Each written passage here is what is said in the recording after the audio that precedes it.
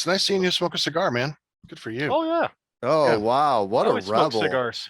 I bought a really nice room air filter. Oh, So if okay, I'm in cool. here, I just crank that up on high and shut the door. And an hour after I have a cigar, you can't even tell I even had a cigar in here. Like it. Down there smoking the devil's lettuce. Nice. No, Yeah. unfortunately not. I do not have any. That's what I like. I enjoy that very much. We know you Straight up stogie right yeah, here. yeah. Yeah, you fucking druggie. Yeah, something's got to give. I had to give up drinking for this goddamn kidney. And Yeah. my, Believe it or and not, my pancreas. Yep. Believe it or Gotta have not, I've something. never smoked weed in my life. Do you believe Well, that, Vic? I do, because you went to Firelands. We only smoke corncob pipes in Firelands. We did a couple shows for Unsane Radio. And that was the first time I smoked. I'm not going to Really? say when I Yeah, we smoke. did 2 episodes. I'll have to find those because they are really fucking hysterical. I was doing this like crazy, sexy voice like this. you know? ASMR stuff, huh? Do that again, Mark. I'm getting a boner. Yeah. Oh yeah. Oh man. Okay, sausage, bring it. Yeah, it was Really great. sausage. Oh, I mean, I've done edibles, but I'd never smoked before. This was a completely different high. And Oh yeah, it's a way different thing. You're getting man, you're getting Direct. what they call the entourage effect I fucking when you loved it. you smoke the flower. Yeah, I did. I No, made a I- movie. Oh, there he Aha. is. And I don't even get to tell you. You're I don't already- get to tell you Dreadbull about how I smoked that fuzz on a corn. And Uh-huh. and a buddy of mine, his mom found the video of us. It was like a horror video. Chris Scher was in it, and yeah, we were smoking like that corn stuff, that corn fuzz. The and his corn mom silk. Yeah. got real Nice. mad at him. She was like, "What were you guys smoking in the shed?" And he was like, he wasn't even smoking it, and it's just that shit on corn. Yeah. It's Just so corn good. silk. Just corn silk. Nice. Yeah. Didn't even look like pot. Well, looks like Look, our we- guest failed because you yeah, talked we right. scared him Yeah, he's away. already Oh, no. bored with us. He's like, Yeah. "What the fuck are you guys There he talking is. about?" He's back.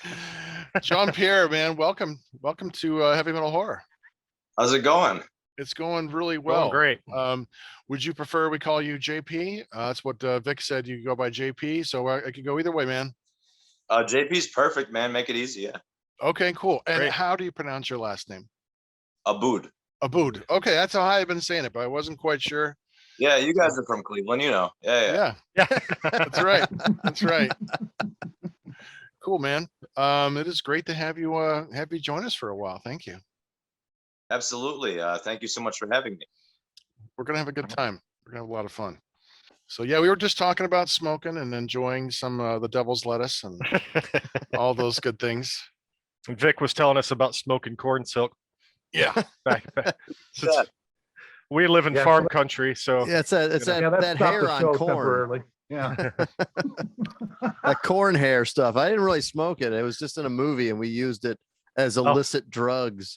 And dude's mom found it, and he almost got in real big trouble until he was like, "Dude, that's that shit on corn. It's not drugs."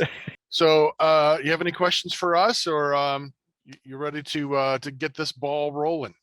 Well, yeah, I'm coming in pretty fresh. You guys, you talk about heavy metal and horror. Yeah. How are we doing this? Well, we're going to do our great intro, and then we're just going to start talking. I got a list of questions covering all kinds of stuff from your creative process and life on the road, and just a bunch of like theoretical, hypothetical kinds of questions. Then we got some games we want to play, and just kind of fun stuff like that. Awesome.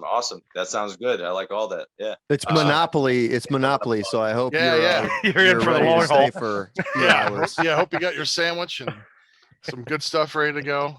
I'm settled in. I got like a little setup here. This is a CD tower that this phone is set up, propped on, and with cassette tape cases. And then I got like, my little nook back here. Yeah, you So, got your that's little good. music nook there. Nice.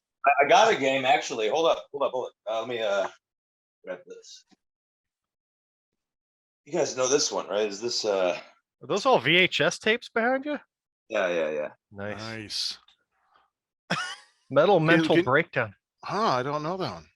No. Yeah, What is that all about? It's done by this guy from Alberta, I believe.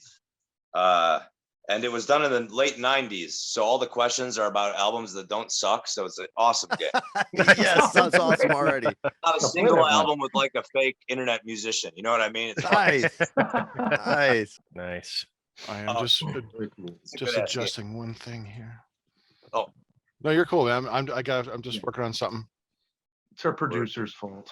Yeah, it's Don't always my blame fault. him. Yeah, he always brings the show down. Really, Yeah. That is a bummer. really Yeah. grinding to a halt here while he twiddles knobs. Yeah. I had to find the wheel of mystery, man. That's all. Okay. Don't get defensive, brother. It's okay. Yeah, don't get him angry, man. Whatever you do. I thought you were just looking for that fucking picture again. Your new Yeah, phone. your audio fucking picture. Yeah. your model pic. Really proud Oh, of that. I don't have to look for that. It's easy, man. It's on the desktop. It's your So I just- wallpaper. Yeah, yeah. Oh, I can boy. certainly make that my wallpaper with like 2 clicks. So, Oh, but God. you guys have seen it. You know, we don't want to scare JP. Not Yeah, this we first can't time, see it. right? We have seen it. I'm Oh, not afraid. Thank I just God. feel like I'm gonna be yes-anding a lot of you guys' stuff, you know, like because this is a nice. You guys got great flow going. This is cool. Oh, thanks, Good, man. awesome. Yeah, Yeah, we have we've a known good each time. other for a very long time, so That's part of it. you know, Not me. They haven't known All me for natural. very long. yeah, Oh, we know okay. about you. I We know know, you're tight. yeah, I've kind of known you for about 20 years there, Vic, but not Yeah, like know you. sorta. I mean, that's where I met you, and then we kind of lost track for a long time, and then you're back in the back in the fold. But Back yeah, in the saddle again. Dreadbull, I've known 45 years almost. Yeah, something ridiculous. Top 35. Yeah. mhm. It's interesting that there's a Gribble on this show, but like Vic Stone is definitely like channeling the essence of Dale Gribble. I channel a lot of stuff, man. I'm a Chandler. He's got his own channel, right? For his called weekly bullshit. shows. Yeah. BDE. BD. No. Cool, man. All right. Well, we're going to do our fantastic intro that Dreadbull loves so much. And then we'll get the ball rolling. Is that cool with you? Oh, yeah. Howdy, this is David Sanchez, and you are listening to and or watching Heavy Metal Horror.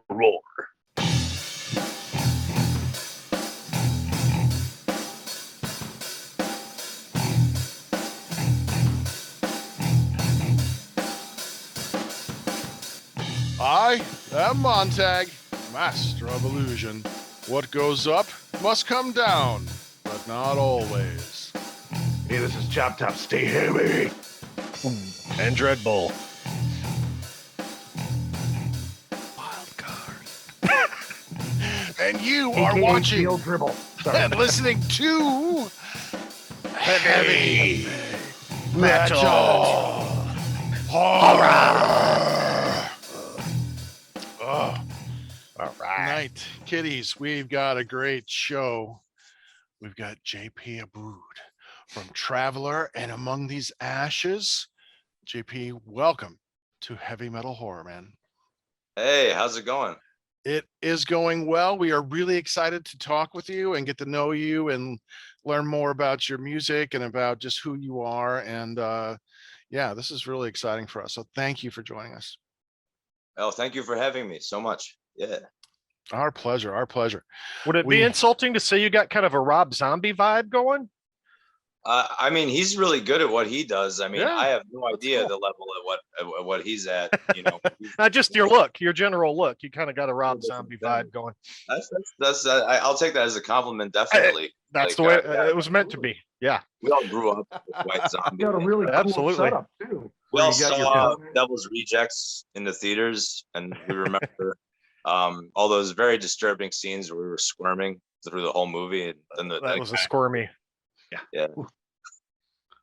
Need a shower after that film. Yeah. Yeah, I still Yeah. feel dirty.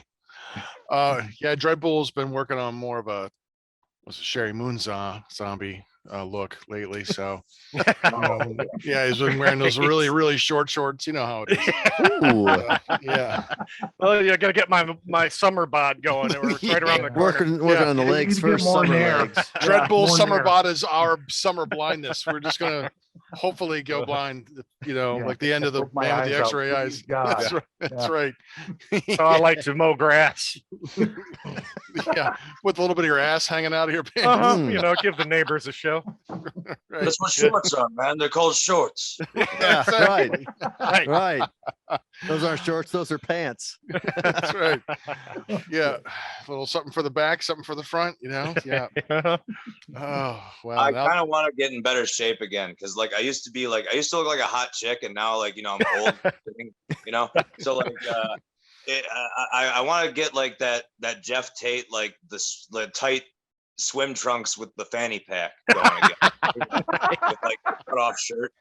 If I can get back, I won't put anybody through that unless I lose like 40 more pounds. Don't worry. The American tourist look. Yeah. yeah, Right. Yeah.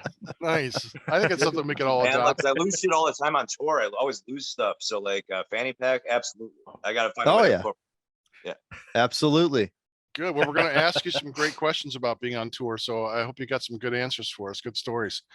So we'll just start with something kind of broad. We'd like to kind of start with these broad-based questions. Where did your love of music come from? Mostly from when I was a kid. My dad played Rush all the time when I was like a baby to a toddler, and that's just kind of echoed in my head for forever. Yeah, and then from Rush, just like Black Sabbath, Metallica, all the usual suspects, But then what really like sort of triggered the whole different thing where I was gonna start making music was hanging out at punk shows in Detroit, and kind of between when I was in high school, college, just doing a lot of mingling around with musicians from that area, and we played lots of shows, lots and lots of shows. Some bands, like we even had bands that like didn't really have names. We just played together, just did shows. And it was all kinds of different things. Covers sometimes. We did Priest covers a couple other times. And then that spearheaded, I guess, my first band, Shadow Self, where that was like power metal, like a little like, I don't know. What is Among These Ashes now has a lot of riffs and stuff from back then, but played in a whole new way. So that's kind of everything coming full circle in a way when it comes to projects in Michigan, doing Among These Ashes. And then after I did Borrowed Time, I went to Canada to make music, and that was a whole different era, like a whole different sets of people, whole different sets of faces, whole different experiences. And eventually, just to bridge me talking so you guys can talk, Traveler happened. We're here to listen to you talk. Yeah. Yeah, absolutely, man.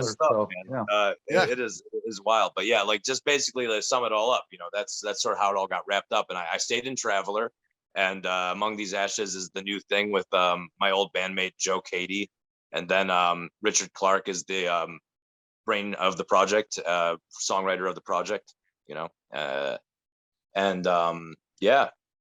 main guitar player too. So and his right hand is very Hetfeldian.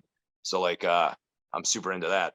A lot of stuff, man. A lot of music, a lot of times, a lot of watching movies and laughing at them too. So I think the horror aspect, we can tie that in today too.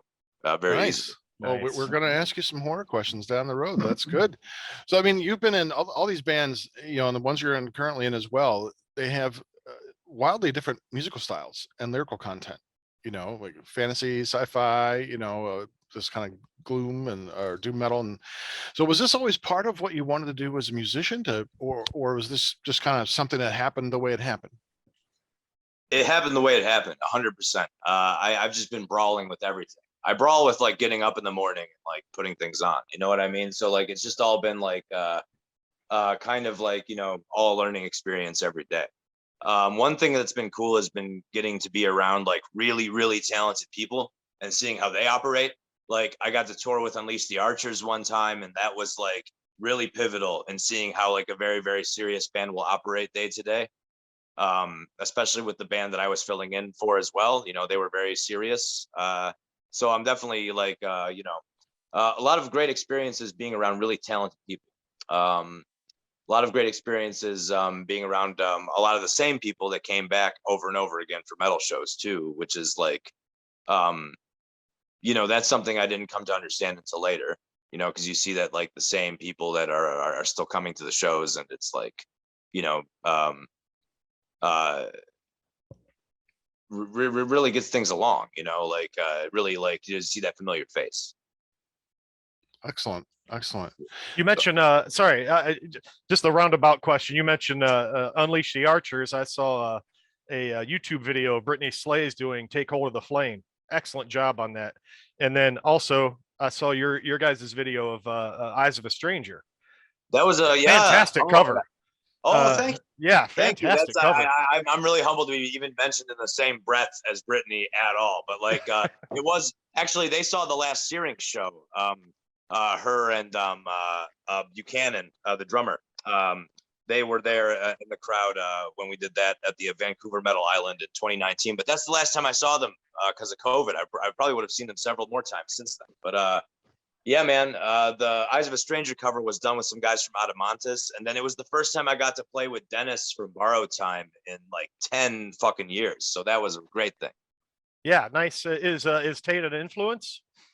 Just a little bit, you know, like I would say like I'm influenced by some later guys, you know, like not just like 80s guys. Like I'm influenced by Andy Darris, like Pink Cream 69 and the 90s Halloween quite a bit.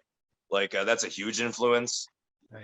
As well as like I guess more hard rock stuff. I've been listening to lots of Gowan, like stuff from the 80s. You know, I'm trying to improve like my melodic singing. So I'm trying to get more into that kind of headspace. Lots of prog. Been listening to Pendragon like a crazy guy, like a Howard Hughes peeing in bottles kind of guy. I can't stop listening to them. You know, it's like real compulsive. So yeah. Nice. But yeah, you did a fine job on that video. That was excellent cover. Oh yeah, thank you, man. That's it was a fun one to do, especially to get Dennis back to work with him again, and just to do it remotely and it to mesh so nicely. I was very, very thrilled. Yeah, so. Nice. Yeah, I can definitely hear your influence from Andy, you know, in the 90s Halloween, you know, in your vocal stylings. And what do you think is the differences if you had to put, you know, Gatekeeper to Traveler to Among the Ashes? What do you think are the differences, maybe musically or at least maybe theme-wise with each of your projects? Well, I mean, Gatekeeper is definitely more like sword and sorcery storybook, warrior themed, kind of like Michael Moorcock novels, that sort of thing. Even a little like you can throw a little Terry Brown in there too, a little high fantasy. That's what Jeff was very much into. And they have a new singer now named Tex, who's really good. I don't know if you've heard him yet, but he is sounding really good on material that I demoed before we parted ways. And all this stuff is different and it sounds really cool. So yeah, they have a new one coming out soon. I think it's going to be called From Western Shores. And then that's their whole thing. Very, very like sword and sorcery book. And then Traveler, we sing about like it's kind of like we established it early, like Dio rules. Like it can be about fantasy and sci-fi, but also have songs about real life too, and then also meld them together, kind of like in a Philip K. Dick sort of way. Because I do everything very gonzo in my life. Like I said, I brawl with like every day, you know, like and it's very much like I find a lot of home in like Kurt Vonnegut and Philip K. Dick kind of writing. But there's lots of different perspectives in Traveler. It's really cool because Dave, our bass player, is super into NASA and space and the very like hard science of it. And then Matt is very much into like you know, Scanner and like 80s metal that did like the sci-fi bend, and into like lots of sci-fi themed punk even too. And he just you know, just our perspectives come together, I think, in a way that it fills out puzzle pieces really well. When then Among These Ashes, it's the brainchild of Richard Clark. That's what Among These Ashes is. And that's a sci-fi story in and of itself about like a future world gone wrong where there's a military takeover, a huge war, people die and have to flee. There's no cities anymore. It's like Escape from New York kind of story. So yeah, a lot of different themes. Cool. But that Among These Ashes particularly is Richard's, he wrote the lyrics too. So I just sang it. Cool. But with Traveler, I wrote the lyrics for Termination Shock, and Matt wrote the lyrics for the debut record. All right, cool, man. Thank you. Yeah, you got a lot of varied interests and a lot of musicians reading like excellent writers. So like, you mentioned Michael Moorcock, and I know some of the fantasy. I was on the Encyclopedia Metallum, and it talked about, Robert E. Howard and some other influences there. Philip K. Dick and things like that. So are you a reader of these as well? Or was it the other guys in the band and how they kind of was that influencing their music and lyrics? Or are you part of this as well, like enjoying those authors? Oh, big time, big time. Yeah, yeah. I have my bookshelves here. All that I have displayed behind me is mostly VHS, but I have books here too. They're to the left of me down here, and on another. And I've kept all of them through the years. They're all the same copies since I was young. I held on to everything I've could. Nice. So who are some of your favorite writers? Philip K. Dick, Kurt Vonnegut, aforementioned both. But then I'm also super into Tolkien, obviously. I really like Sam Delaney. I really like Dune quite a bit as well. Oh, yeah. That's a masterpiece. I got back in. I got a card up. I'm being unprofessional, and I dropped my card that I'm going to read from later. No, the Dune series. I just recently got back into the David Lynch version. What a fucking movie! So good, amazing. Have you seen the new one? Not yet. Yeah, that's candy. I loved it. That's candy for the eyes. It. That's Jacques Villeneuve. Well, yeah, it's beautiful. It's a feast, visual feast. It's really good. Yeah. Very faithful to the novels. It's excellent. So also Traveler. I know there was a role-playing game called Traveler that was in the 1980s. So is anyone, were you aware of that? Is anyone like gamers in your band? No. David Arnold, our bass player, he reads more than me, but he's not too much into those kinds of games. But there is a concept album about that game. It's by Slough-Egg. They did an album called Traveler in 2003, where every song is based on that different parts of that story from that game. Okay, that's where it comes from. Yeah, we dabbled in that game back in high school. We could never quite wrap our heads around it completely. Yeah, it was a little challenging. Went far. Yeah, it was a cool game in some aspects. A little challenging, and then we were more into the D&D kind of stuff. That's how okay. I was too dumb to figure out Go in high school, so that's how Dreadbull and I learned we got all of our bravery. We learned about bravery when playing D&D all those years. Yeah, we did not learn about women, but we did learn about bravery. Well, we had our fair share of wenches, busty wenches. Yeah. All right, JP. When you're out, among these ashes or Traveler, when you're playing, do you prefer like smaller, intimate venues or larger arenas? Like from a fan's point of view, being really close to a band is awesome. You get to make the contact, or sometimes you get a fist bump or something like that. You're right there in a moment. But from a band's point of view, what do you prefer?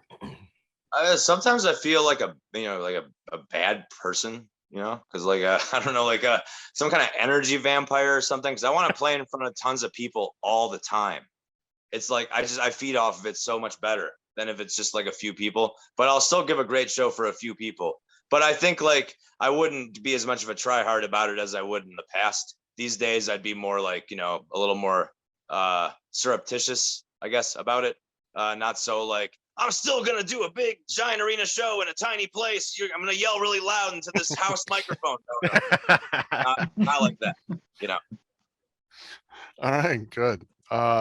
How do you take care of your voice when you're on tour? I mean, that's, the screaming, it's got to take its toll show after show after show. What kind of things do you do to ensure that your voice is as good as it can be? I basically stopped drinking years ago. The only drinks I've had in recent times are just a shift drink that I was bought at the end of work by the chef, that kind of thing. So I stopped doing that. That helped a lot. I have to kind of go against my nature and not talk at all. And that usually makes it okay every day. That's it. That way I can throw my voice, all the different voices and stuff, and it's not too hard. Simple. All right. What are some of the quirky things in your rider? If you're at a venue, you get a rider. What kind of things do you want on for your band? I ask for socks and towels all the time. And more socks. Interesting. Yeah, more socks. Yeah. Yeah. Socks is a reoccurring rider item. Yeah, it's becoming the popular thing. I once stole a pair of socks from Sanhedrin's rider on the tour. They were nice. but I really needed them. Were they used or did you get some new ones? Well, I thought they were for both of us was the error that I made. I wasn't deliberate. But like, I did still feel very, very good to put them on after I was informed of the problem. Nice. That's fantastic. You know what they say, walk a mile in someone's socks, right? That's right. Isn't that what they say? That's right. You Like really might know what it's like. Yeah. Fantastic. Uh, What metal festivals do you really like to play at? You know, what shows are the ones where you can get to go to doing the festival circuits? Which ones stand out as like, yeah, we really love this festival? Well, I've gotten to play Keep It True 3 times, and that was great every time. So that's an easy one. We're getting to play some really cool ones with Traveler that we haven't gotten to ever play in June. I think one I can't announce yet, but it's very, very, it's gonna get announced like in a week or two. But then another one is Muscular Rock. I've never been to Sweden, so that one should be pretty cool. nice. But to go back to favorite fests, Sword Brothers Festival is really cool. That's a really cool one. That's in like Midland, Germany. Oh, okay. Nice. We got to get David DeFay out there, you know, with his sword. Yeah. Yeah, that's awesome. Well, you do get to enjoy these. Man. Oh, sorry. I'm sorry, JP. Go ahead, man. No, DeFay's cool, man. Yeah, all. yeah. We interviewed him last year, and he was so Mhm. great. We'd love to have him come back on. You know, yeah, we were just really good fans, and he was just a fantastic guest. You know, just had a great time. Yeah, we had to laugh because we just mentioned his sword collection and he just stands up and draws his sword right off his hip. Yeah, Like he just wears that thing around the house. Well, he does it like he's in a movie, like as good as somebody in a movie would. That's the thing Mhm. that like Gatekeeper always tried to make me play with the sword live, and I'm like, I don't know how to do that. You don't understand. Like I have to like get somebody that knows like certain wrist tricks and things. Like I don't. If it looks dumb, it's gonna look dumb. I promise. I bet DeFay is probably pretty proficient with a sword too. I bet. He's yeah. really Well, good at all he this. sings with them, and he has them on stage. And Yeah. stuff. Yeah. Yeah, man. I need to get in contact with him actually, because I'm gonna do a cover of Lion in Winter for a solo. Nice. I'm gonna do a solo thing soon. Got some originals for that, but there's a cover of Lion in Winter cooking for that, and I need to talk to him and see if that's okay. Yeah, that'd be awesome. Like when that Cool. comes out, would you want to come back on? If we can get David and you back on together, and we could all talk about your cover. Would that be cool? Oh, you can have him just roast me. That'd be hilarious. Nice. This guy's fat and he's trying to be like me. He'll write an album about it. You know? Oh, Yeah, that's It'll be fantastic. like, it'll have 12 parts and it'll be all just piano. He'll never be the swordsman that he is, though. That's yeah. I love David Fay, man.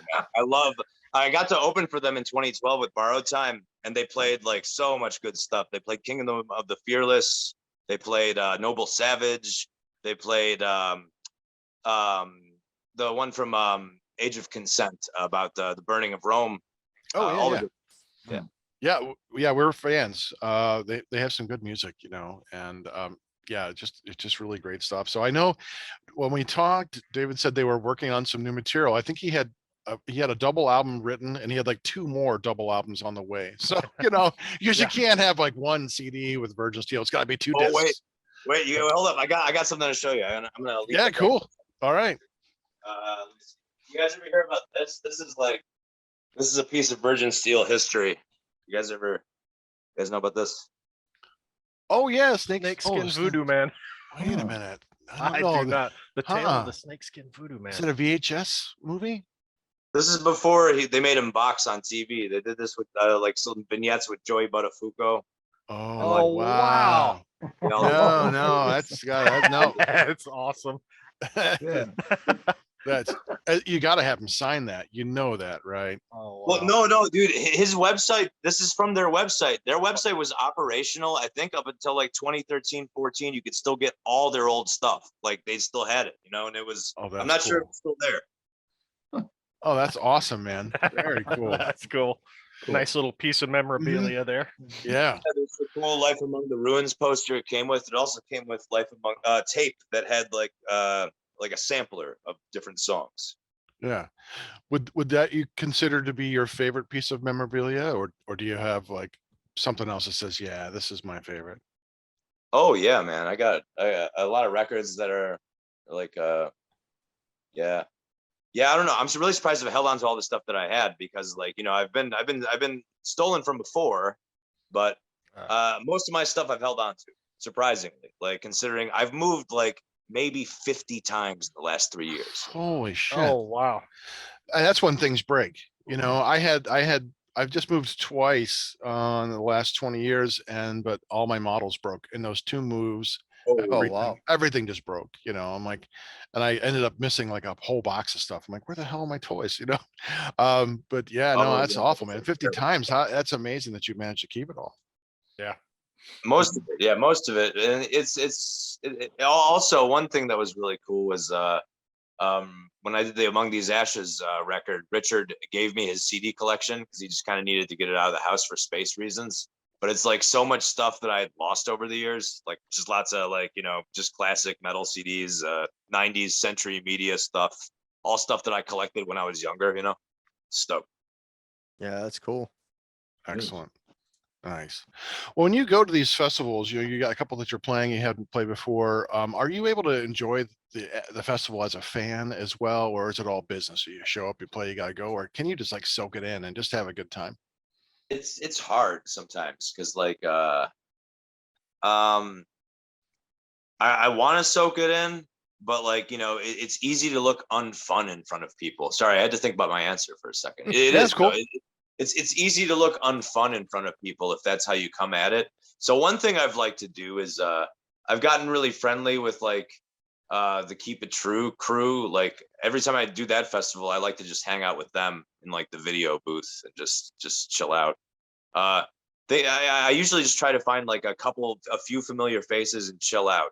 And that's like, I mean, I in the past I've been Mr. Party Man for sure, but like these days I'm trying to keep a voice every day, so it's just that kind of thing, you know.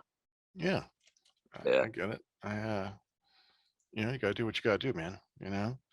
Um, can you share one of your most outrageous Spinal Tap moments, like tour stories? Like, yeah, this is right out of fucking Spinal Tap. I fell on my face in Paris, France, like the shock master. Can you elaborate? Yeah, yeah. It was exactly like that. It's the shortest story ever because I tripped over Tori and our lead guitar player's cable like the moment I come out to sing the first line, and I got pancaked flat, and it was like kind of dark-ish and not like, you know, the lights hadn't been going yet. So I think only the front row saw it and laughed, and the front row was mostly Riot City. So like I shouldn't be doing this anymore after that happened, but it's I guess not enough people noticed. There you go. You're safe. Yeah, that was one thing. One thing, yeah. Well, if you got more crazy stories, we always love to hear like outrageous road stories. So if you got a couple, yeah, man. That was a nutso one. Like because at the end of that tour, like our driver had to like flee back to Italy, and we all ended up in a German hostel for a few days trying to figure out like emergency flights, all this stuff. That was a wild one. But yeah, lots of others. There was an earlier tour that I did where we rented the wrong van, so it was a minivan that we just crammed full of gear. So we all were just like crammed into little quadrants of like where we could fit within the gear. So if anything had happened to this vehicle, we would be mangled, just pulse, there'd be nothing left. So that was something. And then oh man, there was we played at an Ethiopian restaurant in Richmond, Virginia, and it was a blast though because it was put on by the dude from Battlemaster. Yeah, that whole thing fell apart though after that because we were just like having shouting matches and just everything just went to shit. So like our drummer quit before our appearance at a Chicago Fest. Oh, So like boy. okay, so like our appearance at the Chicago Fest, and this is like the Skull was headlining. Rest in peace, Eric Wagner. Yes. Yeah, they were headlining, and we just begged our old drummer to I just begged him to come out, and it was such a bad deal for him because it's just like there was no rehearsal. He hadn't played with us in like 3 years, so nobody came out looking good, and it just got worse and worse. And we were just like, just a bunch of idiots shouting at each other at a hotel. But Ethiopian food, though, were you able to try some of that? That's like Yeah, it's phenomenal. delicious. Yes. It's delicious. Yeah. It's absolutely delicious. Like I enjoy anything I've had this Ethiopian. Much the sponge bread, dip it in anything. Yeah. Yeah, there was a great place. If you ever get down to Louisville, there's a great Ethiopian place there on 4th Street. And oh yeah, that was the first time I'd had it. And I was like, oh my God. That was like, I just sat in silence, just eating. Like, this is the most transcendent meal experience of my life. Yeah, I mean, it was like the only time I'd had it. I'm like, man, there's gotta be a good Ethiopian place around here. So, well, speaking of, like, well, what kind of foods do you like to eat when you're on the road? Like, do you have a favorite? Meager ones. Meager, like very like not a lot, because I'm just gonna feel terrible if I eat too much. I'll feel lethargic, So like can of vegetables, just whatever's on the rider. Hopefully, just like some bread and some meat or something, and something hot if it's a good deal. That'd be kind of cool here and there. But not just always meager, like not too much. And then if I've played 2 shows in the past. There was one with Borrowed Time and one where I was singing for Funeral Circle, where we were both fed a lot before the show and we sucked both times. sucked. Like it was just Get gassy. Got to take a shit when you get on stage. yeah, no, and you move like shit. You don't. Yeah. Like, No, it's true, man. That's absolutely true. I used to get salads before I would play shows, man. I'd be like, nah, I'm going to eat like a quarter of this salad, and then I'll eat after I've played, because you eat a big old greasy meal and you're going to be up there fucking turtle head poking out or shit yourself while you're playing, like that shit goes right through you when you go live, man. you can't let It's like your body knows, like, this guy's got to perform for somebody. You need to take a shit right now. No. Can't let No, yourself thank get you. too spoiled, man. Right, That's just, right. Gotta stay hungry. Yeah. Yeah, just like Twisted Sister. Yep. Right. What songs do you most enjoy playing live? Recently, I really love doing Termination Shock. I'm very proud of that album. Like, because Matt let me write a lot of lyrics on it and fiddle with some parts here and there, and it was just really cool how collaborative that one was. And this one is just as much. That's coming up. We have a 3rd album. I don't know if I could say the title yet, but I just saw the artwork. It looks really cool. It's from the same guy that did our first 2. That's Dylan. And yeah. What was the question? What songs do you enjoy playing live? Like Termination Shock. Yeah, Termination Shock for sure. Shaded Mirror. We just did that for the first time like last weekend. And that one was awesome. Like Torian and I locked in on like the harmonies and the chorus without any rehearsal at all. So I'm pretty excited about doing that one live as well. So those 2. Excellent. Excellent. Who are some of your musical heroes? Like, and have you met any of them? Yeah, many of them. Mark the Shark Shelton, great guitar player and great singer in my opinion as well. Great songwriter, great lyricist. Passed away in 2018, but yeah, I got to cross paths with them a couple times. The Manila Road was nice enough to let me perform Necropolis once with them at Warriors of Metal Fest back in 2012, and that was like a whole the storybook moment that was just fantastic, and we crossed paths since, and Mark and I talked a little bit, and it was amazing to get to meet him in real life and be around him the couple times that I was and watch him play, just real guy that put the soul into his instrument, and it's been lots of people like that. Yeah. I've gotten to play with a lot of people that I, just thought I'd never get to meet, like Steve Grimmett, or even guys like Flotsam and Jetsam, because I didn't know they'd be back at it thrashing again. And then, there they are, just like playing the entire No Place album and the entire Deceiver album. So it's like, Yeah. just lots of cool stuff always happening in metal. I never thought I could see Halloween with Kiski back on vocals, Yeah. things like that. Yeah. And Flotsam's new album is fantastic. Just a fucking ripper, man. Just so good. And yeah. So when you've had these experiences and you met these heroes, has that influenced how you respond to fans who want to meet you? I feel like this is another thing where I'm like, am I a bad person? Because I feel like I'm glib every time, even if I try to be nice, and I'm like, I am being, I feel nice. Even if I feel nice, I feel like I'm being glib, and I'm like, God, I gotta fix myself. You know what I mean? Because it's like, I'm just not sure. Like, why is this person a fan of me? Why would they like my yelling? Like, why would you listen to this? Are you thinking like, did they lose a bet? I mean, you have millennial those negative thoughts like, no, maybe they lost a bet. I mean, what kind of, that sounds like, I mean, millennial brain, I guess. okay. Wow, that's crazy. Well, Coming from a place of- along those lines, like nowadays with all the social media out there and stuff, there's like this, everybody's got a megaphone now, and it seems to be, the vast majority of it's just this cesspool of negativity.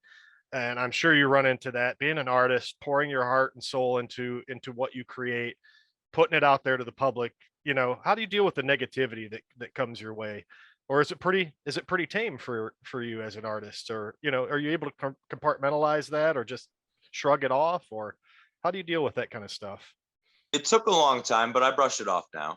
It took a long time though. Now if I see something where it's like, ditch the singer, and they're like, this guy sucks, I'm just like, whatever. And then there's one review that happened once by this one gal, I think it was from Metal Temple, but like they just totally understood my lyrics. They totally understood what I was going for on Termination Shock. And that review is something I think about sometimes that keeps me going and feeling really good. Nice. Yeah. Yeah, I just think about that sometimes with the prevalence of negativity, online in particular, and how artists of any kind deal with that kind of stuff. Because I don't know how well I would, maybe I'm too sensitive, but I don't know if I could handle all the. You are negativity. sensitive. We've been saying shit about you for 30 years, and you I cry all the tears. time. Tears Yeah, half the time. Yeah, you do. What was that movie? What movie made you cry? We just made fun of you. For every that. movie makes him cry. Oh, that's what it was. Yeah, which one was that? Yeah, you made fun Probably- of me.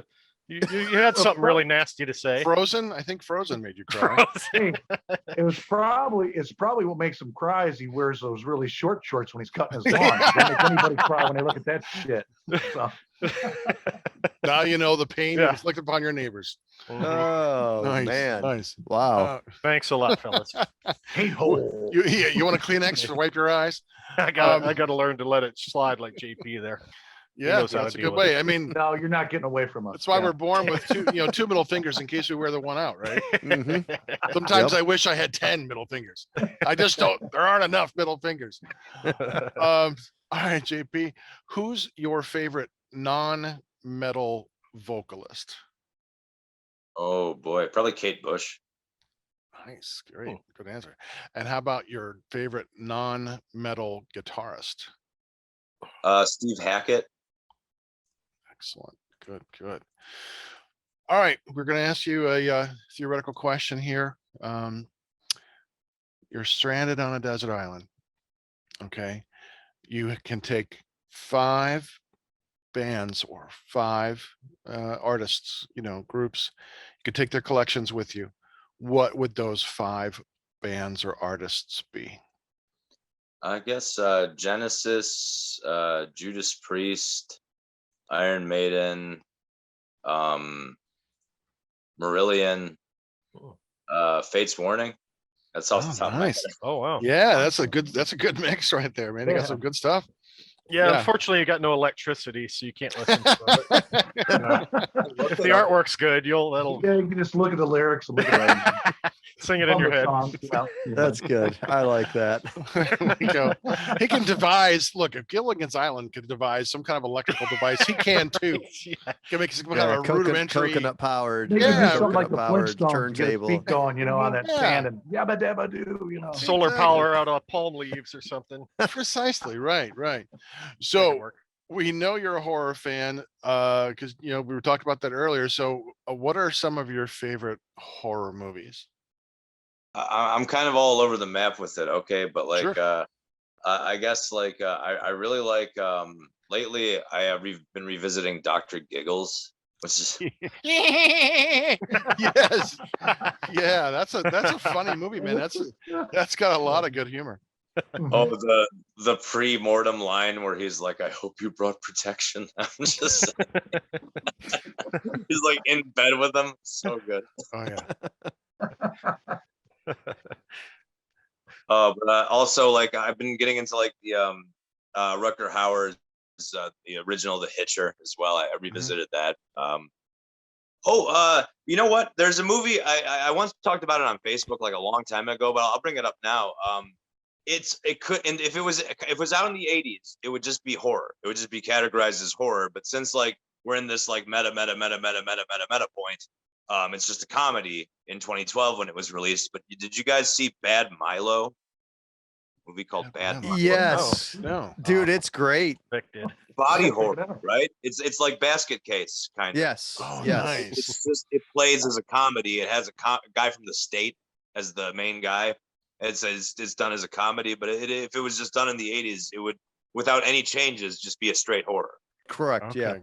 And Yeah, built- Basket Yeah, it's Case good. is It's fantastic. good. It holds up. Check it body out. horror is always funny. That's why I mean I it's always like the prosthesis and like the different like there's always a little humor put into it, Right. Yeah. That's something I always enjoy about it. Even The Thing has moments that are like you can gallows humor, find it funny in a way. Yeah. The way that it's like, is it really this? Come on, Yeah, and the heads, Right. the heads kind of crawling away. What? You gotta Yeah. be fucking Yeah. kidding. Yeah. Oh, Wow. Yeah, yeah. I did. Dreadbull and I watched Basket Case way back in the old days. Yeah. Back then, in yeah. high school. Huh? Yeah, we used to have our VCRs were compatible, so I would get videos, and we could make copies of VHS. Yeah, Sit up all night long making copies on VHS. Now the feds are Yeah. coming for you. I know. Yeah, from 40 years ago. There's a lot put into that roar of Belial. Like there's like an oscillator in there. There's like pitch shifters, all this stuff like brrr. He just when he roars, it sounds so I remember it sounding so terrifying when I was a kid, Oh Mhm. yeah, and it's gruesome. I mean, you finally see him in that scene where he's having sex with the, the girlfriend. And he's like feeling her up. It's Oh, just man. fantastic. You Yeah. know, Ridiculous. we're like, And, oh, the cast. boobies. Like, We get to I see a love, like, the boobie. hotel and the A cast. booby. Yeah. Oh, that's great. So, what as a kid, what were some of the movies that scared you that you can remember? Like, yeah, fuck, this is a scary movie. Jeez, definitely the Friday the 13th movies. Predator scared me a lot as a kid because I was pretty young. I was like 7 around Predator time, like Predator 2. And then, yeah, like I'm trying to dig back and think if I can reach something I'm not remembering, like something that just threw me off, or like maybe not even it was a scary movie, something that like scared me from a movie. And I'm thinking like there was one thing, but I'm just not formulating it. But it was definitely from the 80s. Can you It remember wasn't anything like about it? RoboCop. Maybe we could remember it if you give us some details. It wasn't RoboCop, okay? Like Okay. it wasn't that, but it was something similar, like where there's just an explosion of violence all of a sudden. Hmm. And it was something I think it might have been Verhoeven. Maybe it was might have been Total Recall, but I don't think so. It was something like just like definitely like there's a kill much like the one in the opening scene of RoboCop. Mm-hmm. Huh. okay. Nothing's ringing a bell right now, but all right, cool. What's your favorite candy to eat at Halloween? Jeez, I don't know, probably candy corn. Pretty good. All right, candy corn. Nice. We don't- Traditionalist. Yeah, I love candy corn, man. And what horror recommendations can you make for us? Like, have you seen something recently? Like, yeah, this is a great new horror film that we might enjoy. A great new one. Yeah. Jeez. I mean, everyone's seen Hereditary though, so I can't really make that as a recommendation. But I can't recommend it enough because it's like the closest thing to a King Diamond album as a movie. Mm. It is creepy. I mean, so to me, it's very much like you can watch him. You can see him singing every scene. What's going on? Don't can see it put being- your head on Yeah, the window. yeah, exactly. Yeah, it's Exactly. creepy. Oh, That is the Nice. worst King Diamond I've ever heard. I think that's Alright, you should sing the new Vindicator album that way. All falsetto. Queen Diamond. Yeah. Nice. Uh, Excellent. Excellent. All right, JP, what celebrity would you most like to sit down and have a drink with? I mean, I know you met a lot of people. It doesn't have to be in music. It could be any form of entertainment.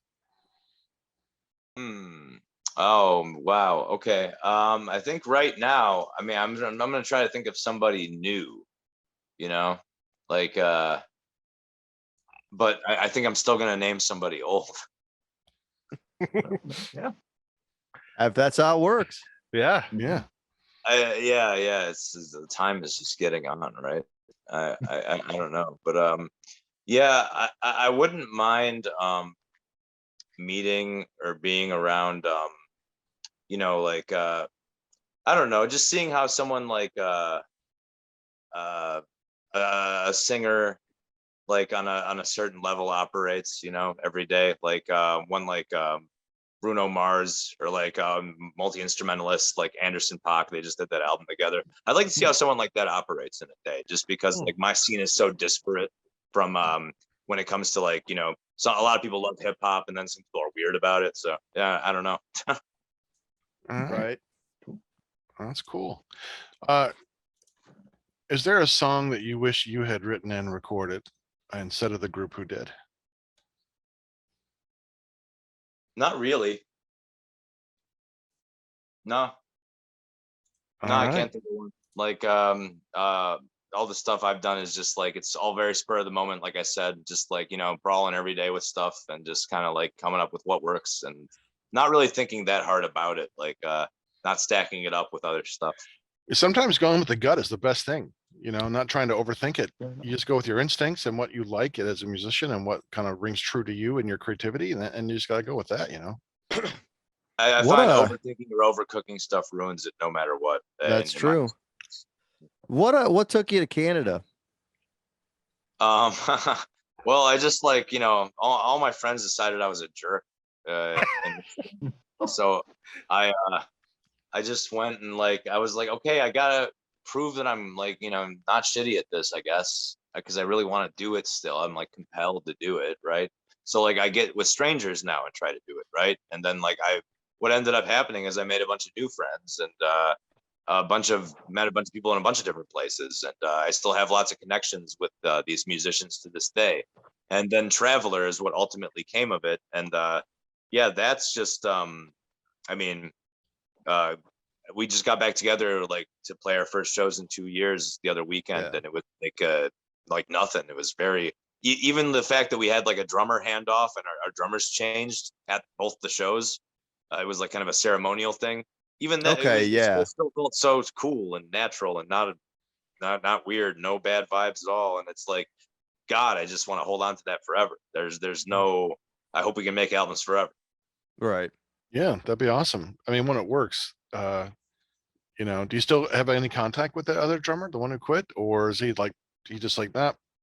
Oh Not no, contact. of course we do. Yeah. No, that's why we set it up this way, and Okay. gave them a proper send off at both the shows. And they were both very well attended, so it all turned out very nicely. But yeah, we got this tour coming up in April. I'm gonna maybe do a plug right now. Yeah, No, please. please do. Good, man.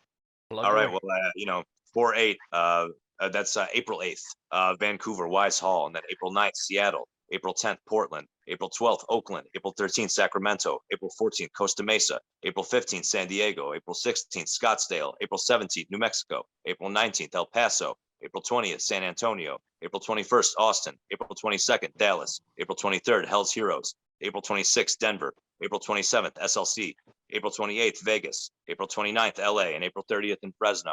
We are coming to your town. There are ticket links on Spotify. There are ticket links on Facebook. Allied Forces Tour. Look it up. Thank you. Hey, you Excellent. guys are taking that tour is going to Europe too, no?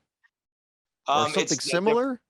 no, it's not the same tour. Okay. It's just us. We're going in June. I don't know what I can announce from it yet or not. But No worries, man. thankfully- I got my wires crossed there when I was looking at images. So I thought this tour was the European tour, but no, that's cool. That's a lot of dates. That's And what Fresno's in America, Vic. yeah, I'm aware of that. Okay. Just wanted to double check. yeah. Dallas. Those are all cities in the States, man. Yeah, long way from And Europe. Vic's from Ohio though, so he's like, we call it California, America. Yeah, that's not, man. It's the Republic Yeah, of California. I know where he went to high school. Yeah, in Dreadbull, right? Yeah, Well, I yeah, think yeah. Montag needs to move to Canada too because he just lost his friends. So you know. Yeah. Everyone in Rumble Canada's gonna mentioned? move to the States. No. You got the place to yourself. Did I just hear Trumbull mentioned? What's that? How'd that go? Trumbull, like the town in Ohio, Trumbull. Trumbull. No, Oh, no. Are you? No. Will you be eventually coming to Ohio, or do you know that yet? Oh, I wish actually. No. We were gonna do a Midwest thing. I like kind of forced it. I don't know, but I think we had to because we're doing this West Coast thing, and I think we should at least make an appearance. So August, we got two things. We got hyper. No, not hyper. No. I don't remember the name of it. No. Should have wrote that one down too. Yeah. No, yeah, I didn't write that one down. Madwood Power Fest in Madison, Wisconsin in Madison, August. Wisconsin. Yeah. And then we got a Chicago show. Just those two, but those are our Midwest appearances that we're Okay, cooking yeah, up. Madison's great. I'm sure we could find a really good, Ethiopian restaurant in there around there too. So you should be all right. Dude, honestly, like it was Spinal Tap as hell, but it was still so cool for like Andy to schlep a PA and set it up in an Ethiopian restaurant. I was just trying Wild, to yeah. imagine that because the one I was in, it was really small. I'm like trying to imagine like how that would work. Enough room. They had room for about 30 people in there. I'm thinking, my God, you got this metal band playing in this small restaurant. Must have been a larger venue. I'm gonna guess a larger restaurant, but Here's still, how that's it pretty works. cool. Here's how it works: the drums rattle on the drum rug over the tiles, and the hits are late. So that's weird. That's how it works. Nice. People like sitting in front of the monitors trying to eat soup, and it's just blowing out of their spoons and stuff. I mean, Monitors. Yeah. Monitors. What are those? Speakers. It's Nice. Oh man, are there any current bands out there that you're listening to that you could recommend to us? something current that I am listening to that I could recommend. I like the new Marillion quite a bit. That just came out and is very good. Progressive rock. And then I also am very much into the new Scorpions record, way more than I thought I'd be. The songs are very, very high quality, I feel. On the That's what I've been Scorpions. hearing. I wasn't crazy about the first single, and I always thought that Mickey D was the wrong drummer for that band. I mean, he's great. He's a power metal drummer. It's like bringing a Ferrari to a Yugo race. I mean, here's this guy. I mean, well, Scorpions music is not as demanding. Like Well, they the did thing for- is, with the thing is, Motorhead. yeah, he's- you're you're playing thinking Overkill every night. but you're thinking like winds of change and like if you were to slap Some of Mickey the D in the slower- '70s Scorps, you're good to go. He fits That- right in that Winds of style. Change has got lots of complicated ear candy in it, though. Well, yeah, no, I'm not knocking it. I love the Scorps through and through, whether they're playing like radio hits or they're playing like great rock.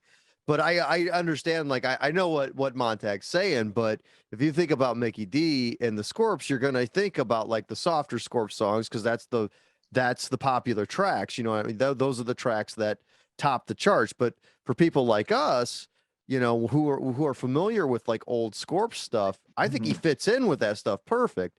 You know what I He mean? does. Like that's He and that's plays why kinda like an this Apathy. new.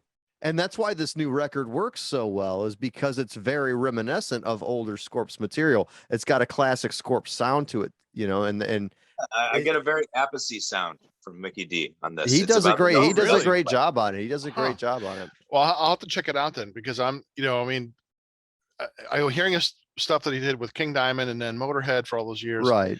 I can't, because I stopped listening to Scorpions in the mid '80s, so that's probably why I have not listened to them I'll for tell you what, 35 years. Montag, check out the '70s stuff. A lot of that's phenomenal too. And then you Okay. might get a different. I mean, only John Roth on guitar is just Right. well, he's I will, phenomenal yeah, anyway. because I was just in there But I from mean- like those '80s, those big years with Right. the live album, you know, all the hits that Right. everyone knew because of MTV, and that's Sure. that's pretty much my Scorpions. Like, yeah, okay. I saw them once at the World or was it Monsters Monsters of Rock, Rock? in '88. You know, they Oh, put you on a went to great Castle show. Donington?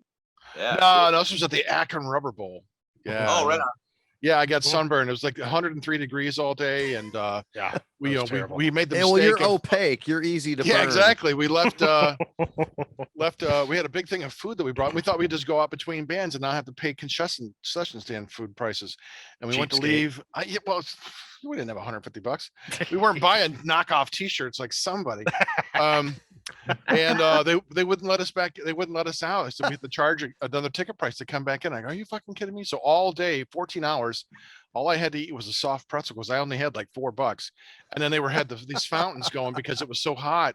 Everyone's like getting heat stroke. So I'm just like, I have my baseball hat. So I'm cupping it like a water and I'm like drinking out of my hat all day. And God, it was just, by the time we were done, we were just exhausted. We just finally got the car open, ate a sandwich, drank a can of pop. Ate a spoiled sandwich. No, it was all iced down. It was all cool. I think it was like peanut It was butter and all jelly. wet because the ice had all melted. It was like lukewarm. No, I Mm. mean, Shows somebody- up to a sounds music good. festival with Fine. $4. What the hell is wrong with you?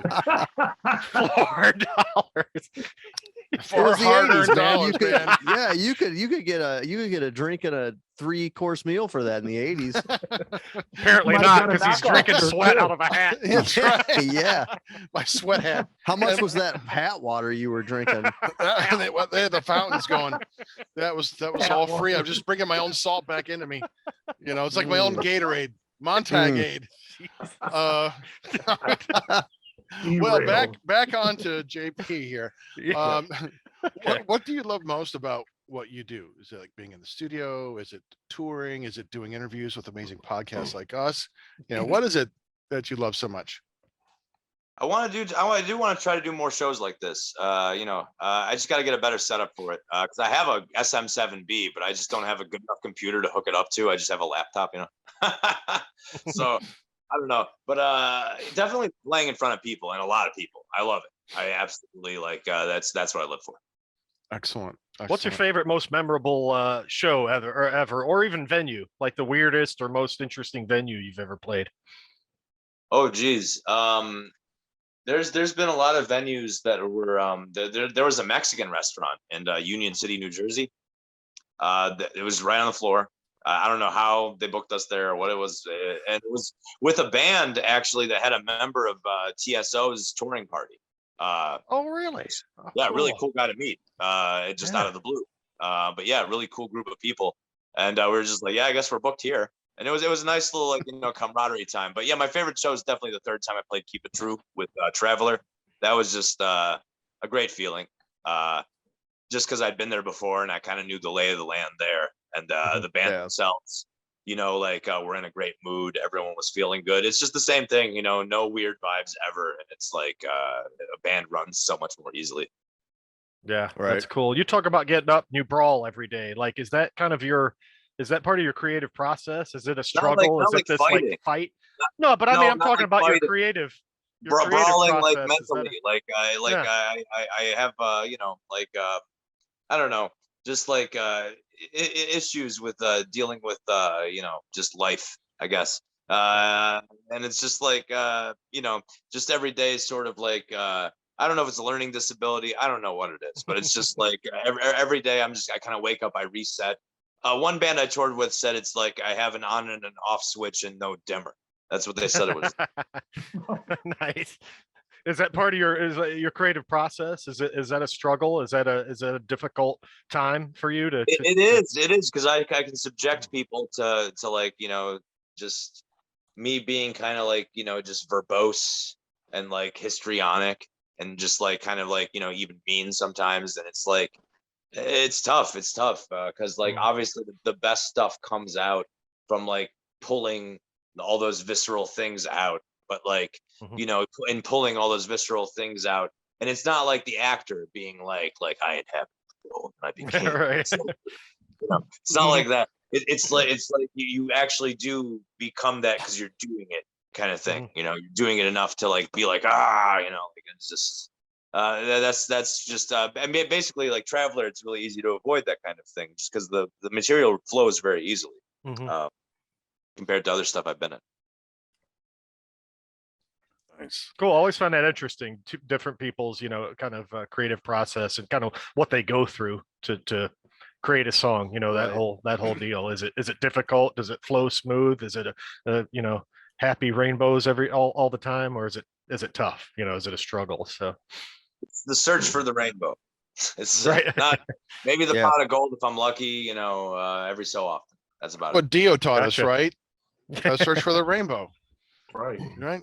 Exactly. All right, we're gonna do this little game called Blast Beats, where we got a series of real quick questions. We want you to just answer as quickly as possible. You don't have to think too much. Go with your gut like you do with your music, and you're gonna do fine. All right. Excellent. Okay, paperback or Kindle? Oh, paperback. PC or Apple? PC. Movie theater or streaming? Movie theater. Favorite holiday? Christmas. Favorite ice cream flavor? Vanilla. Dog or cat? Dog. Batman or Superman? Batman. Star Trek or Star Wars? Star motherfucking Trek. Dracula or Frankenstein? Oh, that's tough. I like both. Let's go Dracula. Universal or Hammer? Universal. All right. How do you like your steak cooked? Medium. Favorite movie snack? Ooh, popcorn. Baseball or football?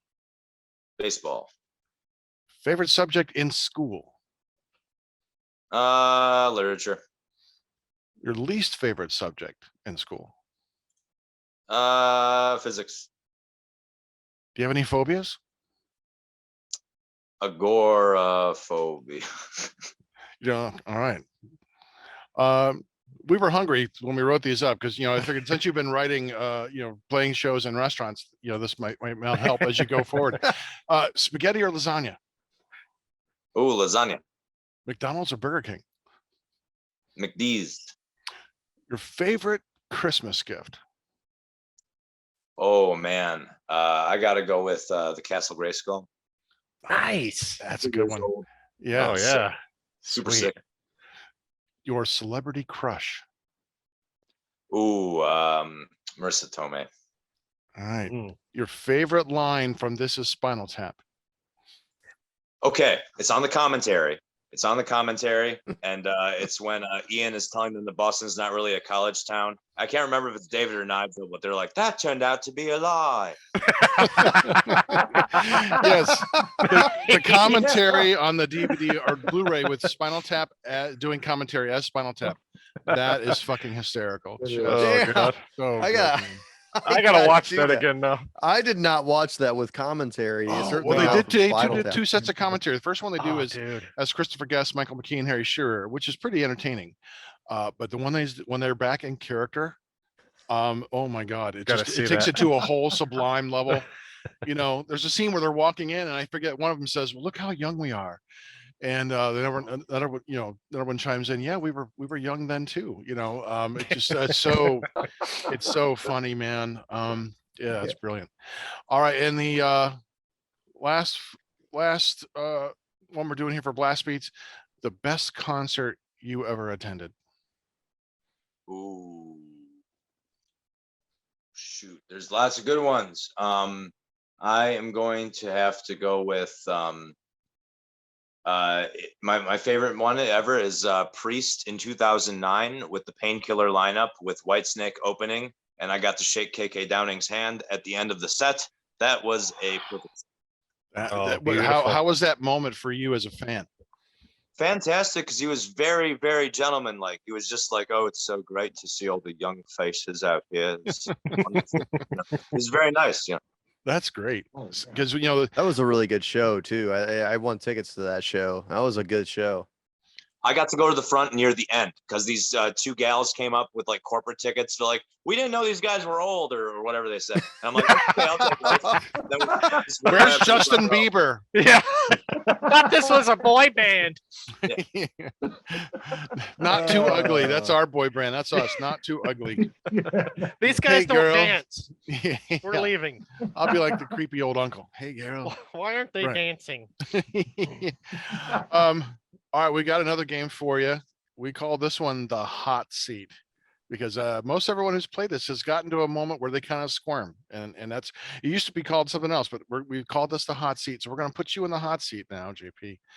All right, I'm going to name a band, and you are going to tell me your favorite album from that band. Okay. All right. Black Sabbath, Ooh, definitely Sabotage. Judas Priest, Definitely Sad Wings of Destiny. Halloween, Definitely. Oh, I like too many of them. Walls of Jericho. Scorpions, In Trance. The Beatles, White Album. Rush, Oh, damn. It changes so much. I listen to lots of Rush. Right now, it is definitely Power Windows. all right, Opeth, Blackwater Park. Dream Theater, Oh, Images and Words. Iron Maiden, Definitely, as of right now, Killers. great. Testament, Testament, The Gathering. great, right album. One. Yeah, you excited about Lombardo coming back to play? Oh yeah, it'll be cool to hear his sound represented in those songs properly with his like he's inimitable, so it's a big thing. Yeah, Right. yeah, he's phenomenal. You ever met him before? No one from Slayer ever. Okay, I did work with somebody like long time ago that now he runs a guitar shop. I think he's friends with Kerry King. And then I have a girlfriend who used to be into snake collecting. And he's very much into that as well. So I think there was a friend of a friend there. That's the closest. Yeah. all right. But any of the guys from Testament, you ever meet Chuck Billy or Eric Peterson. any of those, Eric Peterson or anybody? No, okay. nobody. I think I got to almost see Sadist once, but I couldn't see them, so I haven't met DiGiorgio either. Gotcha. All right, just a few more bands in the hot seat. You're doing really well. You're not sweating at all. Yeah, those are easy. Yeah, he's cranking them out. Okay, Overkill. Oh, Years of Decay. All right, Queensryche, Ooh, Rage for Order. Anthrax. Lately, Sound of White Noise. That's a great. Megadeth. Lately, for me, Euthanasia. Slayer. Oh yeah, Show No Mercy. And Kiss. Proper. Yes. Rock and Roll Over. Alice in Chains. Oh, Dirt. And last one, Iced Earth. Oh, definitely Burn Offerings. Really like that one. All right. I have to say, of everyone that has sat in the hot seat, you have cleared the flying colors. You didn't even like flinch. You just had these answers down pat. Huh? You have broken the hot seat. Good for you. Usually people are in Cold agony seat. trying to come up with Well, it answers. wasn't about fighting. It was about something. Right. Yeah. There's one thing I forgot to ask earlier that I wanted to ask because we had talked about you were in a lot of bands, but what was it, or when was it that you first began singing? Like when you realized that you wanted to sing? How old were you? When did that happen? Late. I got asked to, and I didn't know how to do it, and I was like really nervous about it. And it was like 2005, and it was just for like a punk show. And once I did it, I felt really awesome, and I'm like, okay, I want to get good at that. It's just like been a stumble, tumble, idiot odyssey ever since. All right, cool. Well, that's good. I've got a retrospective question. Yeah. Looking back on your career, what's your biggest regret, if any, and what are you most proud of? Oh, I wish I handled my first serious band a lot better. my band Borrowed Time. I was just too naive and young, and I didn't know any better. I didn't know what to do. So like I was just really out to lunch, out to seed, and like didn't even know how to talk to people. You know what I mean? So I just like I handle a lot of things badly for friends of mine that were like older and really wanted to play music for people. So it was like that's my only regret. I kind of like strove to not have regrets after that.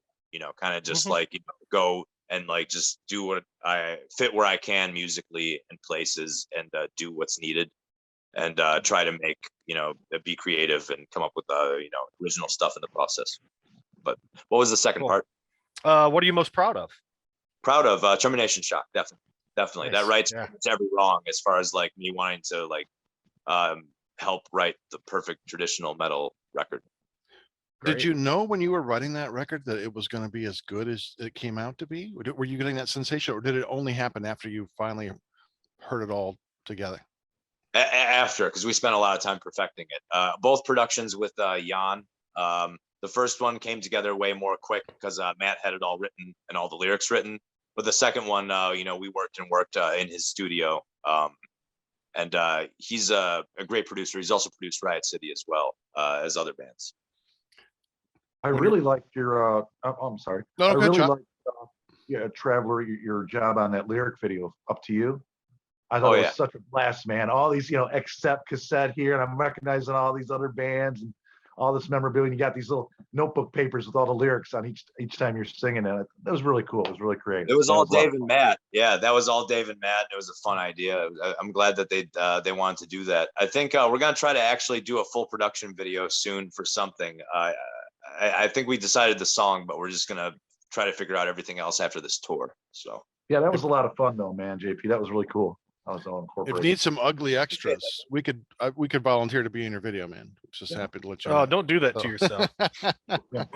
Traveler featuring Not Too Ugly. Yeah, That's right. That's right. it would be awesome, actually. It would be awesome, actually. I could be exactly like this, but it could just be you guys like reading like fake negative headlines about me, like, and then this happened. Can you clarify this?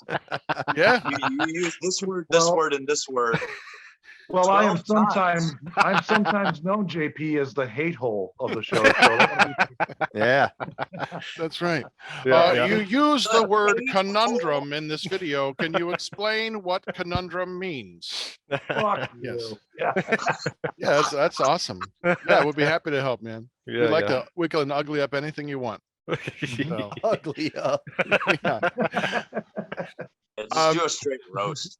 Yeah, no problem. No problem. Yeah, we roasted Vic in his latest album. Yeah, so that was exactly. a lot of fun. Yeah. They did. It was a craptacular. I mean, a spectacular show. With our new lead player on so that he could see how much people hate me. Is that James again? Yeah, Billy. No, it's Billy's on. James left a while back. Yeah. So, but he's in that same like school of thought. He's James Jr.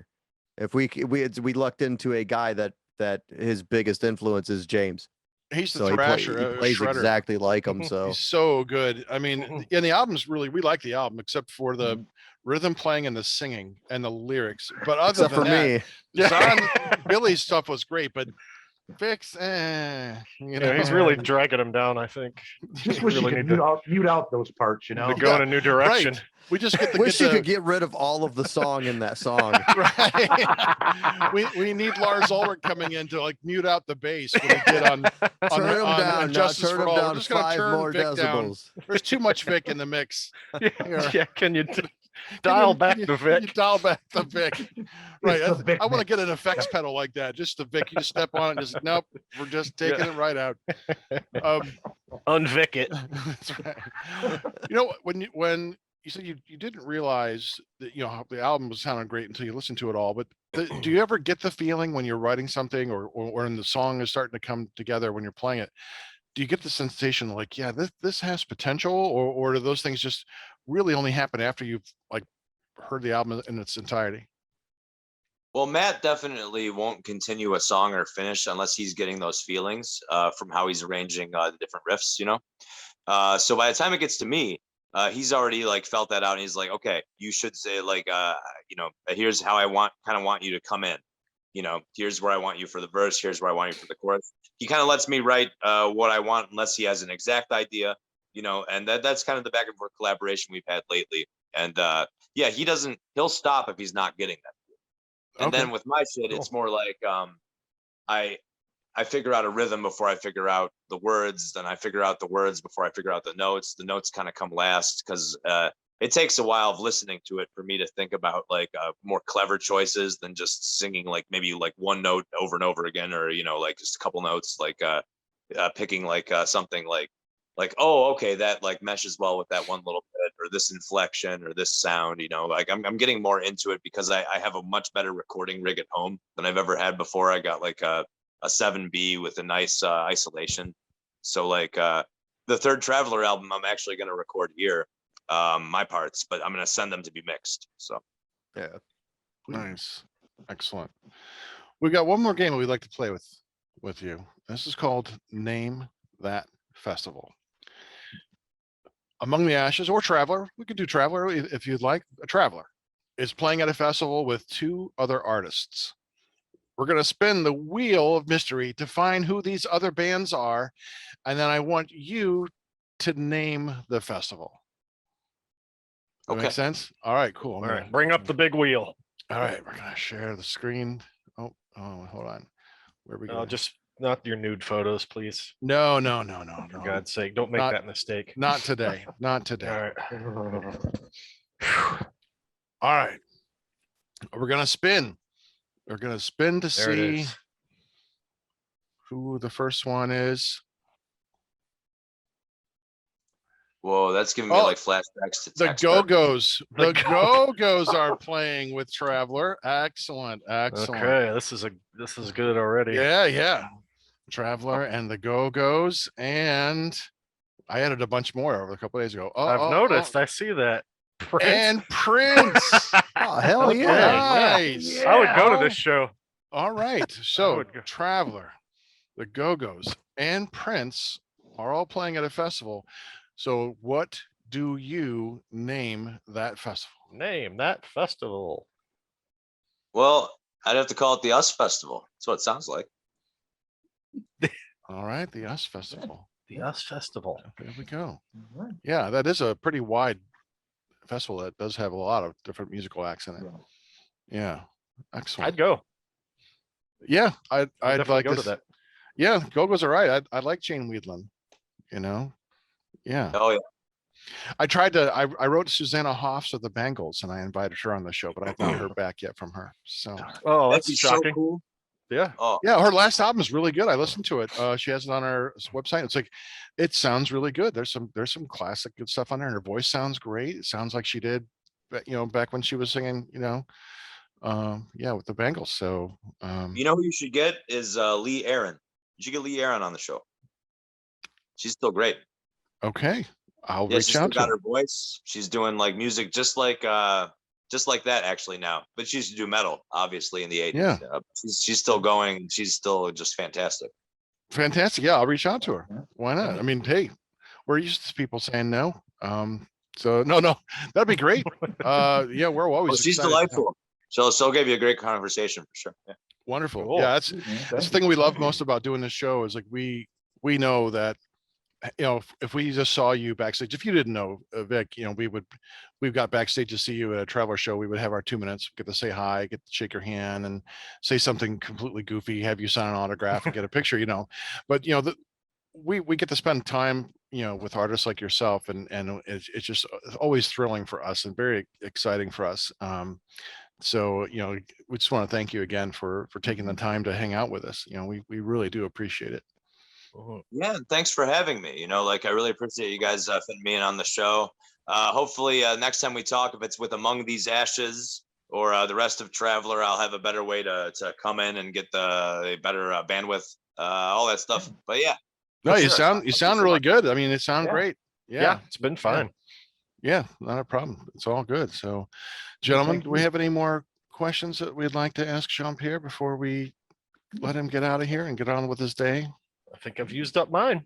Yeah. All I right. used to- Some Okay. of my other ones were answered, so through Montag. Yeah.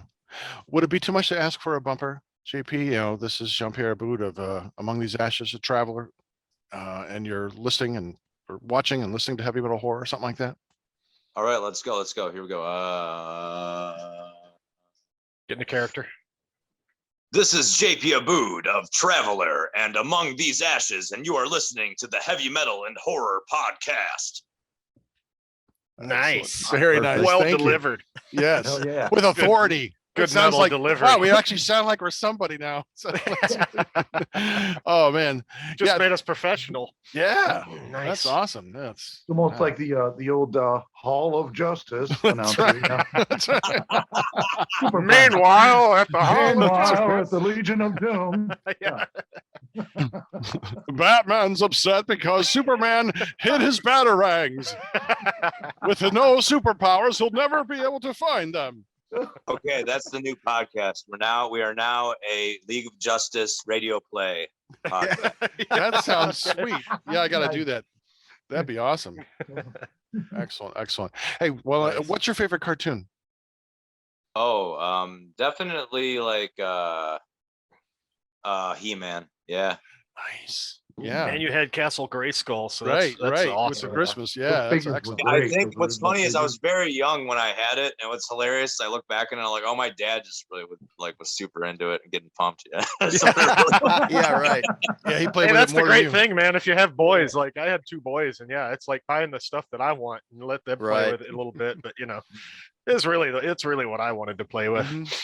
Oh yeah, there was one day when he came home, he'd have me tape Batman the Animated Series on VHS tapes, and he one day like got mad because the tape messed up that I was supposed to tape up the show because he wanted to see it. That's great. That's a phenomenal awesome. show. That was a really great TV show. Yeah, Yeah. that's probably my favorite one actually. Going back, yeah. Yeah. I didn't like the Superman as much. It started off really well, but then when it started making the Batman series look too much like the Superman series, it kind of lost some of that dark element. I completely agree. And then Kevin Conroy stopped going more 40s noir with the voice. Like that was the perfect voice. They had all the voices perfect and changed them for some reason. I don't know. Yeah. Mhm. Yeah. Then there was another one that came out a couple of years ago, I think called The Batman or something. It was the Did you catch him in Dieter. The Dark Knight? Did you catch Kevin Conroy in The Dark Knight? no. He's on the boats when the Joker's gonna blow up the boats. There's a box, and then one of the cards is like, "Why would they give us the detonator for our own bomb?" I'm like, Oh. Oh shit. Oh, yeah. Okay, now I gotta watch it. Okay, I cool. gotta go find it. Excellent. Yeah. Yeah. DC's cartoons are so much better than the Marvel stuff, but their animated movies are phenomenal. Yes. I don't know. I love the Spider-Man one, man. The Kingpin. Oh, the animated series? I still want that gas. Yes, I love the King. Yeah, I don't know, Yeah. man. The Yeah. 90s X-Men was pretty good too. Yes. Oh, Yeah, man. I mean, 90s X-Men, and it ended, I was so sad when it ended because it was like, oh, and they rebooted it. They're gonna pick it up where they left off. So I mean, no way. that's Gonna go kind hard of, with like a full reboot. yeah. Well, no, they're picking up where they left off. I think it's the Oh same no, I mean like animation they're doing style. like Yeah, a reboot where it's like completely a continuation as much as they Right. can possibly do it. Muster it. Right. I'm I kind think of it's gonna be as seamless as they possible. Disney's infinite dollars, I'm sure they can pull it off. But I mean, I'm pretty excited about that because that was a good series. I know I've watched some of the Marvel, movies, and it's like I like the characters and stuff, but it's like, I don't know. I still hate DC, but I don't know, man. I've been revisiting the Zack Snyder's and I don't hate them as much. Although that Superman, that's when they're just killing everybody at the end. What the hell is that? Yeah, I like Man of Steel. I think it's a really strong Superman story because you see, ironically, you see the human side of the character, like the struggles he had growing up to become the Clark Kent aspect of the character. And that's one is that thing the one where his kid has asthma? No. The I mean, last like, Superman one thing movie is, I like- watched, he had a kid, and the kid had asthma. Oh and no, could that's throw Superman cars. And I was Returns. like, That's "Get the Superman. fuck No, outta that's here." Superman Oh, Returns. yeah. That's a shit Oh movie. No, no. yeah. You're thinking of Superman Yeah, Returns. that one was cool though because it was a Christopher Reeve continuation. It was bad. DC movies are bad. I like the Dark Knight trilogy. I like some Batman stuff. There's but the animated stuff that DC puts out is phenomenal though. I mean, you get the Dark Justice League Knight. trilogy, Dark Knight, the 2-part Dark Knight. You got Flash, yeah, Flashpoint Paradox. yeah. Hey, guess what? DC sucks. I don't want to hear about Okay, it. Dark Knight. The thing with that is, the Joker now. Even though Heath Ledger was obviously iconic, brilliant, and everything, I watch it now, and all I can think of is like, why is he doing a Laurie Metcalf impression? I don't understand. I still love Cesar Romero. I love that Adam West Oh, 60s man. Batman show. That was what I grew up on watching. And then the Spider-Man series that Marvel or Disney does not have rights to, the very first Spider-Man series from 1966 or 67 rather. Yeah. And and that one formed my earliest memories. I mean, the Rhino, I need more gold. Yeah, The Riddler's crazy Everybody hates monologue. the Rhino. Yeah. We'll blow them up and send them into the Penguin's giant octopus. I met Frank Gorshin years ago when I was doing a show at the college, and I didn't know he was there. And we're just walking in the hall. I'm like, holy fuck, it's Frank Gorshin. And I just shook his hand. Like, I wish I had my Batman book with him. I would have had him sign the picture of the Riddler. But yeah, he was awesome. He was really cool. I told him what we were doing. We were doing a little musical thing, and he came in for about 5 minutes and watched us, which I thought, well, that was awesome. Yeah, he was great. That's so sick. I'd be so stoked on that. That's so cool. To get somebody that's like basically from vaudeville, you know? Mm-hmm. Right. Yeah, we were doing Death by Disney. Essentially what we did was we took Disney songs and redid the music, but we had the lyrics. So we did like I think Bare Necessities or Be Our Guest Bare Necessities was like Man of Constant Sorrow. And we did the Circle of Life to Wish You Were Here, you know, stuff like that. Oh yeah, it was awesome. That was a great show. Oh, okay. Well, I guess that's we should really probably... cool. See, like that's the kind of I hope to get into more stuff like that someday, where I just branch out from doing like just original metal songs all the time. That's why I'm doing a solo album soon, because I'm gonna try to do like, you know, a few original songs that they're gonna be metal and they're gonna be hard rock, but maybe show a different side, and then some cover songs, and then hopefully like. Yeah, that's. I'd love to be part of more like, you know, maybe community stuff, you know, pageantry, like some kind of like, you know, just help out, volunteer, things of that nature. That I could, especially since I'm more settled now than I've definitely been in the last 5 years. Yeah. That's great, man. How do you? I mean, do you want to reach out into your community specifically, or do you have like broader ambitions? Oh no, there's a really cool small town I'm in right here. There's a theater across the street, and they network with a lot of the other theaters in the state of Michigan. And Oh wow. there's all kinds of cool stuff happening in this little town where I'm at now, and it's a permanent place, because you know, everything with Travelers all set. We just get together and get going. So especially now that I have the vocal setup all figured out for the first time forever, so that way I can handle all the recordings. Sweet. All right. Well, we're gonna do our outro. We're going. Oh, I gotta let people know. And when we come in at the end with the horns, feel free to join us there, JP. So, hey, you can find Heavy Metal Horror at unsaneradio.com. Listen to full episodes or download to your device. You can find us on Facebook, Heavy Metal Horror Podcast. On Instagram, Dreadbull. Look for Montag Lewis, one word. Our brand new YouTube page, if you're watching, that's where you're at. Heavy Metal Horror Podcast. Don't forget to hit the subscribe button. And if you know someone who'd like our show, tell them about us. This has been Montag, Master of Illusion. Choptop. Dreadbull. Wildcard. That is awful. Yeah, it's fantastic. And you've been watching and listening to, okay, horns up. Heavy metal horror. Nice. Oh, fantastic. That's the shot right there. The big forehead shot. That's the shot. This is Doug Helvering, and you have been listening to Heavy Metal Horror, the best podcast that you've never heard before.